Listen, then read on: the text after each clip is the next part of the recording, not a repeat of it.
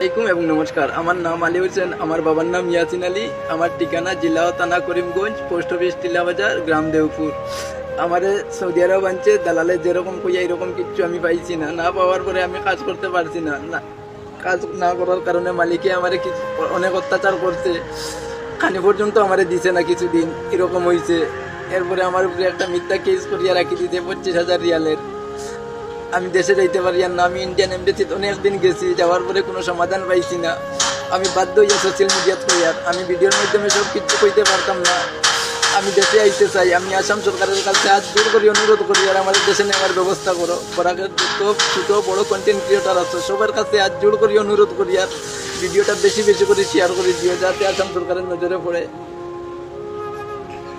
আমি দেশে আইতে চাই। বর্তমানে আমি খুব অসুস্থ, আমার অনেক অসুবিধা হয়, এখানে থাকা খাওয়ার সব দিকে অসুবিধা হয়। আমি দেশে আইতে চাই। বরাকের যত সংগঠন আছে, সংগঠন ও দল যত সংগঠন আছেন সবার কাছে অনুরোধ করি আর আমার সাহায্য করো যে কোনো ভাবে। আমি দেশে আইতে চাই।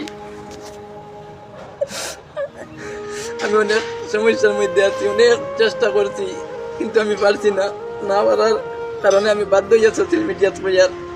1.5 বছর হয়ে গেছে, দালালে খালি আশা দিয়ে আইছে, ওই যে সমাধান করে দিব দিব দিব, এখনো পর্যন্ত দেন না।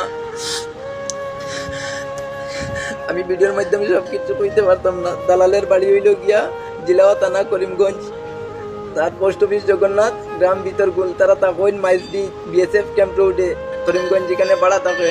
তারা 2 ভাই, এক ভাই করিমগঞ্জ থাকে, এক ভাই সৌদি আরব থাকে। যে করিমগঞ্জ থাকে তার নাম হামজা আর সৌদি আরব থাকে তার নাম আবু সুফিয়ান। তারা জানি শুনি আমার বিপদে নিয়ে পালাইছে। দালালের কারণে আমি আজ সমস্যার মধ্যে আছি।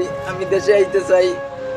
আমি বরাকার সবার কাছে হাত জোড় করি অনুরোধ করি আর আমার সাহায্য করে। আমি দেশে যাইতে চাই। আমি অনেক কষ্টে আছি, এখানে আমার অনেক সমস্যা হওয়ার। আমি দেশে যাইতে চাই।